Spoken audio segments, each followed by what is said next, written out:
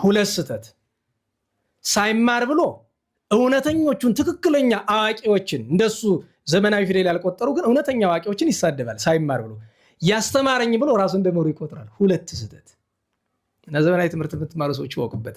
ሰብዕናችሁ ላይ አተኩሩ። ልንገርህ ስትሬት አምጥተህ ፎር ይዘህ ብትመረቅም ያው ተመረክም።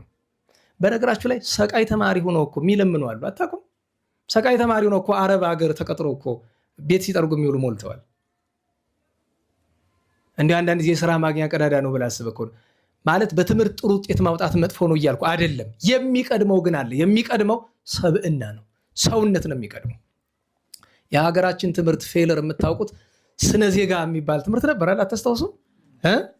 በጣም የሚቀፍ ትምህርት ማለት እሱ ነው። እኔ በህይወት የማስታውሰው። በነገራችን ላይ እኛ በምንማርበት ጊዜ አልነበረም። ያገኘሁት መቼ ነው? እኛ